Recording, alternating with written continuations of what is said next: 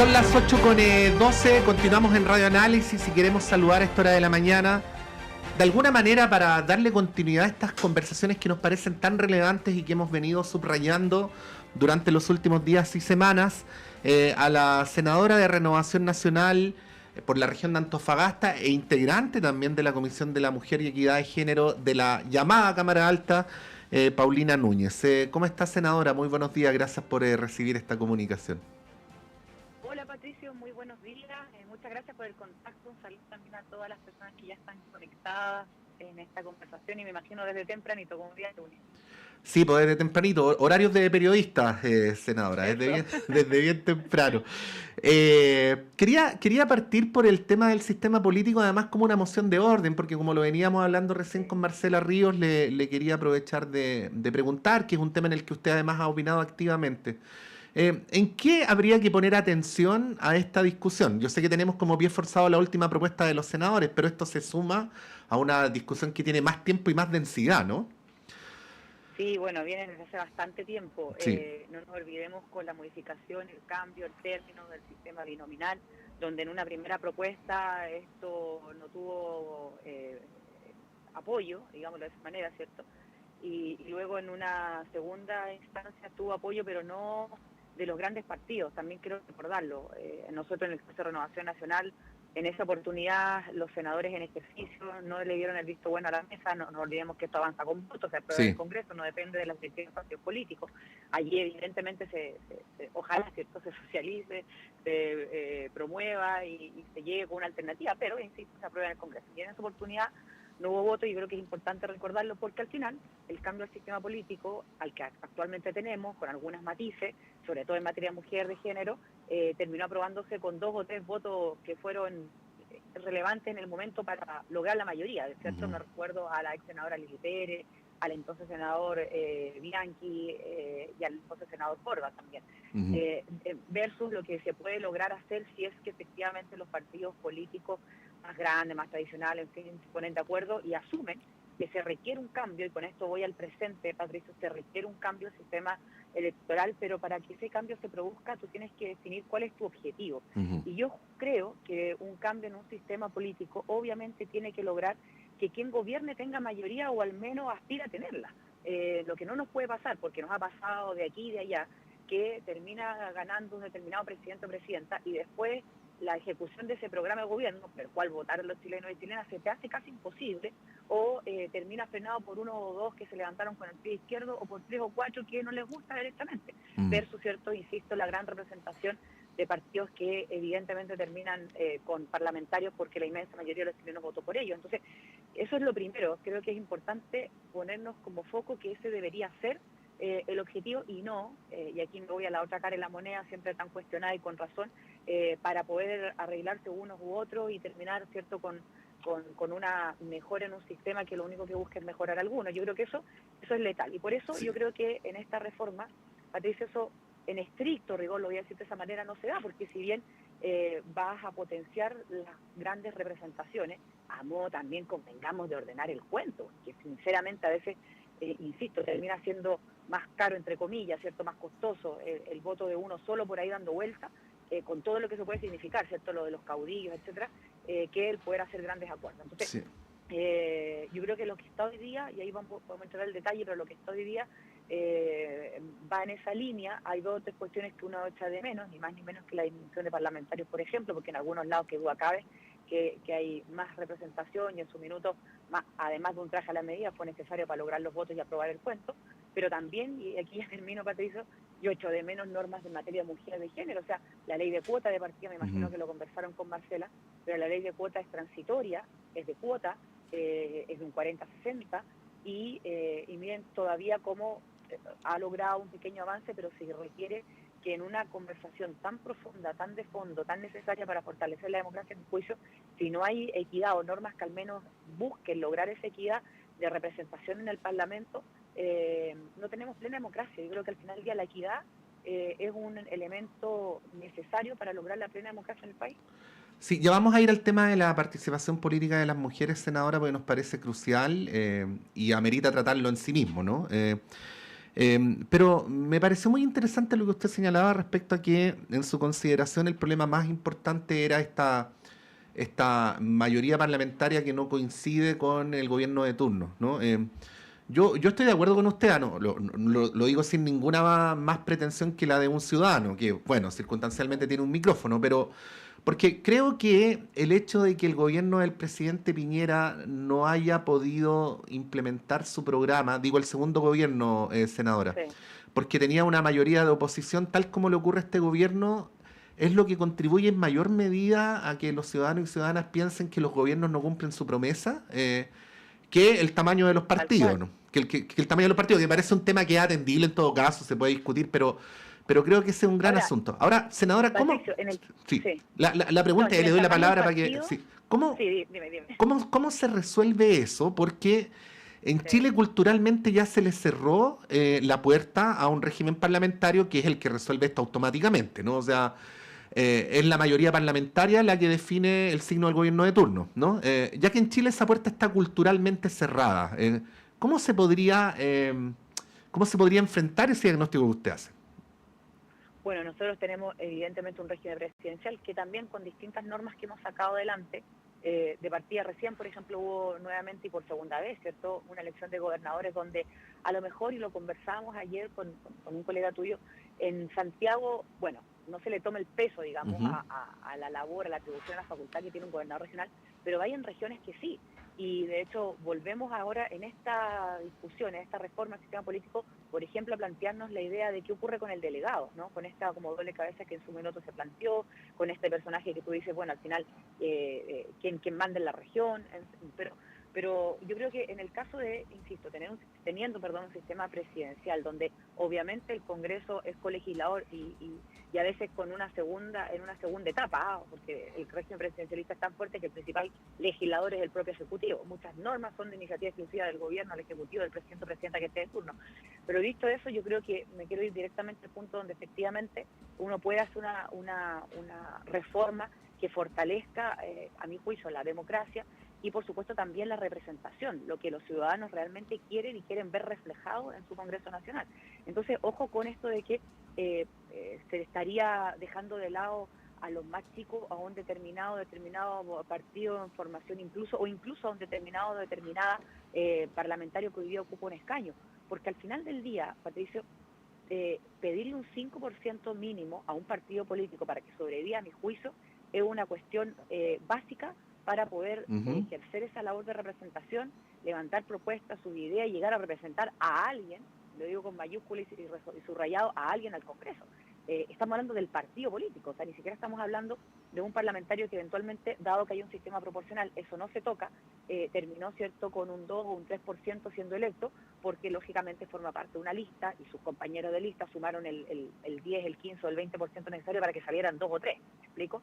Ahí hay una voluntad manifiesta de la persona que votó por esa lista de que se representen sus ideas a través de estos candidatos Ujú. y que me parece correcto, pero pedirle a un partido político que al menos tenga el 5% en el resultado electoral a mí me parece necesario, insisto, por orden, y además que hace carne del principio de representación, porque si no tú llegas a representar, insisto, a nadie. Y ojo, que uno puede no militar en un partido, Patricio, pero en algún lado de la mesa estarán tus ideas, porque si no, uno no No, puede no, estar no, en no, temas no existen los relevantes. seres apolíticos, claro que sí. Claro, o sea, a mí no, Sí, el independiente es el no, más militante de todos, ¿no? sí. Eh, Senadora, entonces, sí, que al menos forme parte de una lista, un sector, eh, y lo mandemos a definir de esa manera, manteniendo su independencia, que evidentemente eso es posible, me parece bien, insisto, versus el que hoy día se crea que estamos haciendo con esta reforma, desaparecer a aquellos que salieron solos o están con un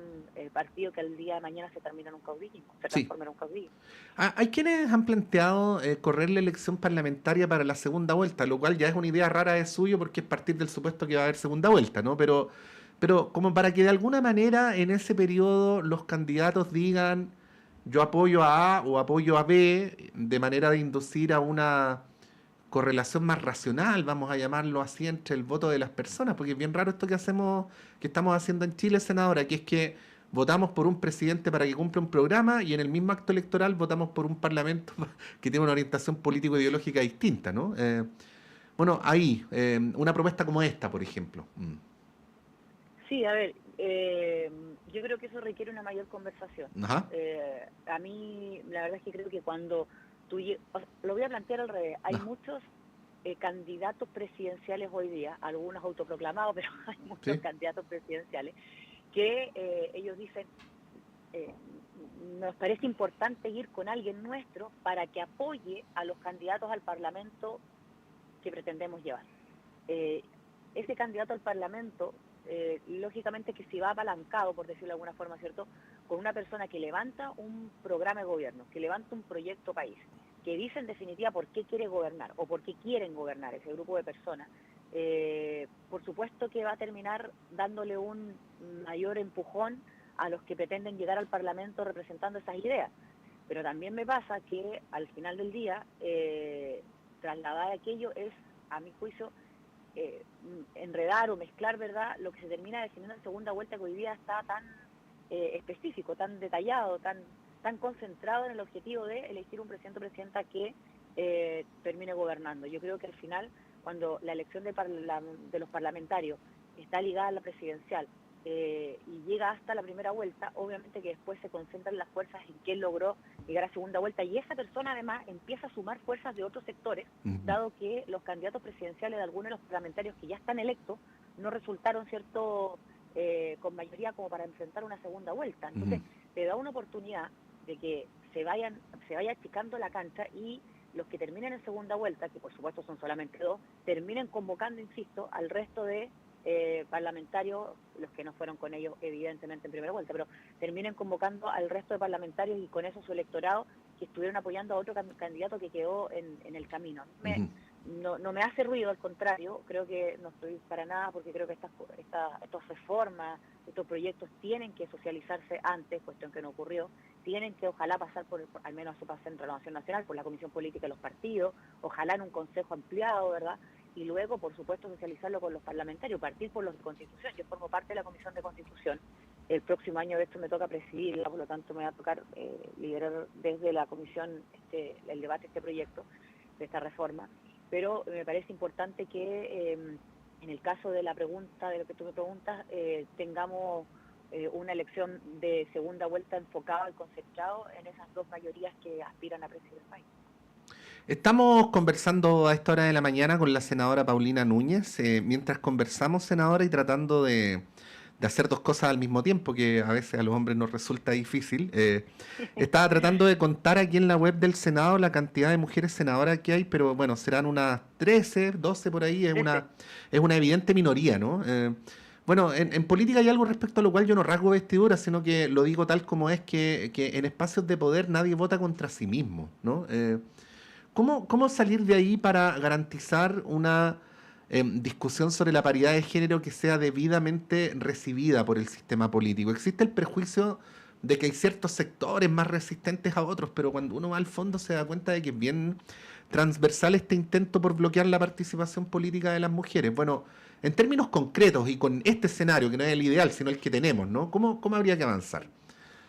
No, a ver, primero, efectivamente, yo quiero partir por aquello. Esto es bien transversal. Mm. O sea, aquí no hay un sector que haya abogado más por la participación política de las mujeres, concretamente, más allá de los textos, de los artículos de revistas académicas o de los seminarios que podamos tener. Es más, cuando se ejecutó por primera vez la ley de cuotas, yo estaba encargada del estamento de mujeres de Renovación Nacional, pasamos de 2 diputadas a 10 diputadas. Estamos hablando de un partido de centro-derecha o de derecha, y cuando tú miras al frente, con la cuota, que se quedaron igual o disminuyeron. Entonces, lo quiero poner de ejemplo simplemente para que no nos perdamos que en materia de participación de mujeres en política efectiva, es decir, que no solamente la llevemos de candidata, y permítanme la frase, de arroz, de acompañamiento, ¿cierto?, y al final le pongamos toda la ficha al candidato, sino que logremos mayores escaños para las mujeres, estamos aún muy al debe. Y en la Cámara es lo mismo. En el Senado recordábamos efectivamente 13 de 50, en la Cámara es el 22%, y evidentemente es cierto que hay una brecha aún gigante, que no escapa por lo demás, Patricio,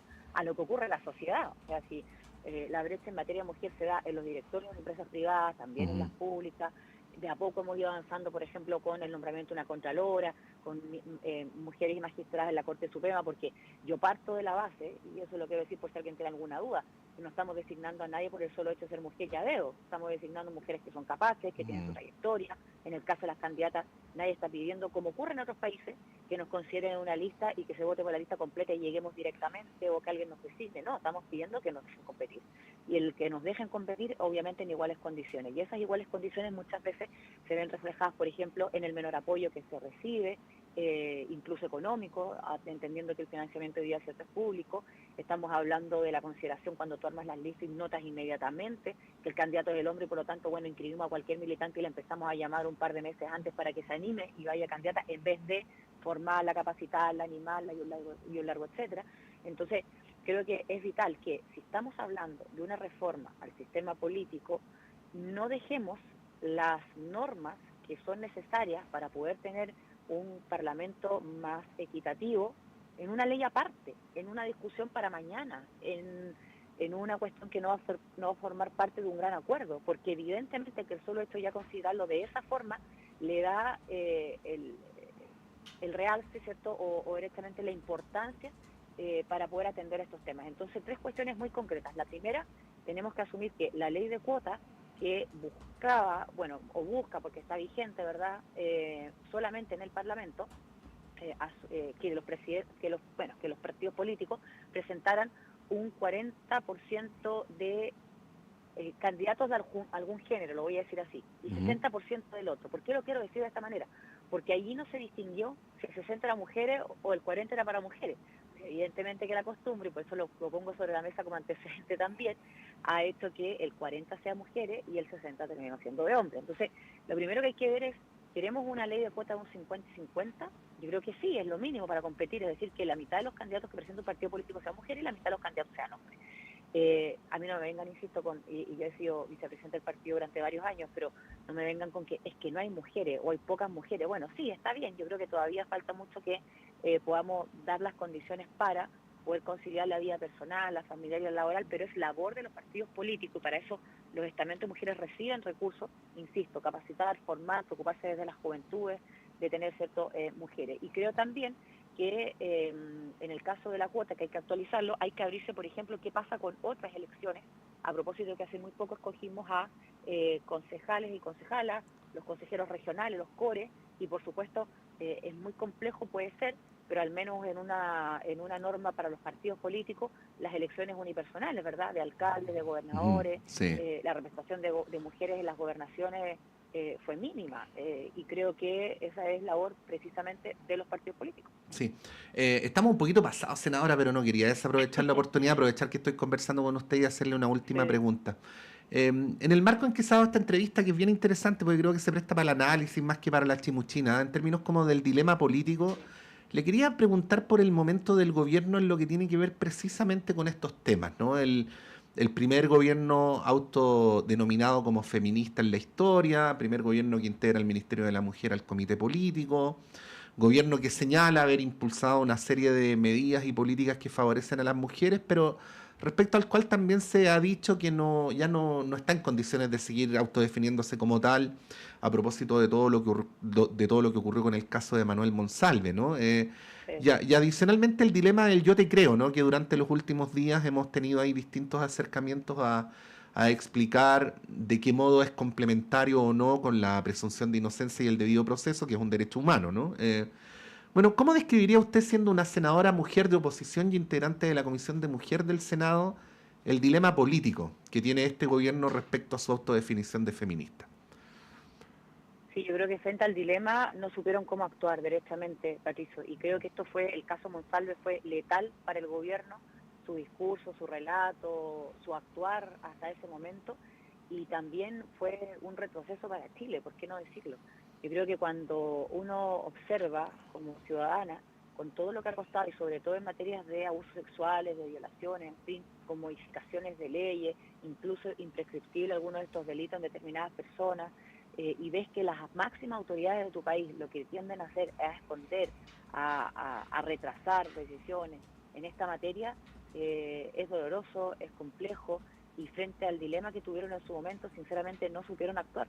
Y yo creo que eso hoy día, más allá de que pasa el tiempo y seguimos conociendo antecedentes y cada vez más complejos que los de ayer, el poder decir aprendimos de esto es doblemente complejo, porque en estas decisiones tú no tienes que aprender nada, tú tienes que tomar una decisión precisamente por la envergadura del cargo, por lo complejo de la situación, por la larga historia que, insisto, de lucha que hemos enfrentado transversalmente en el país y con mucha fuerza de la sociedad civil organizada para ir disminuyendo, haciéndole frente con sanciones concretas a estos temas. No se supo. Yo creo que para mí al menos, y lo digo sinceramente, y he trabajado muy de la mano con el gobierno de estos temas, pero para mí al menos no sacamos nada con levantar discursos o tener consignas, ¿verdad?, carteles, marchas, pañuelos, lo que sea, si cuando llega el momento decisivo no somos capaces de actuar. Quiere decir que al final del día se da todo al tacho de la basura y por supuesto que lo que corresponde ahora es seguir en este mismo camino, pero sabiendo quién es quién. Yo creo que es vital, porque, mira, cuando uno está en política, Patricio, lo complejo no es tratar de evitar que ocurran problemas, ¿cierto? Situaciones graves. Siempre van a haber problemas y siempre van a haber situaciones complejas para enfrentar. Lo importante es cómo resolvemos y cómo enfrentamos públicamente también esos problemas, cómo le damos una salida. Y yo creo que en eso la política del gobierno del presidente Boric colapsó, directamente fracasó, no fueron capaces y hoy día lo están reconociendo, y el hecho de reconocerlos para mí al menos va develando que no están capacitados para gobernar ni siquiera en estos temas que se supone eran sus temas. Hemos conversado esta mañana con la senadora Paulina Núñez. Senadora, muchas gracias por todos los temas que pudimos recorrer con usted. Que tenga buen día y buena semana. Que estén bien, muchas gracias, buenos días. Ahí estaba Paulina Núñez, representante de Renovación Nacional por la región de Antofagasta. Hablamos de la reforma del sistema político. Dentro de ese contexto, el tema de la participación política de las mujeres. Reflota el tema, no solamente a propósito de la propuesta de los senadores, sino de que acabamos de elegir 16 gobernadores hombres y ninguna mujer. Por supuesto, lo que está ocurriendo con el gobierno, con las distintas encrucijadas que ha debido enfrentar las últimas semanas y en donde la dimensión de género o la dimensión feminista cobra especial importancia. Vamos a ir un breve alto y a la vuelta a nuestro panel de conversación.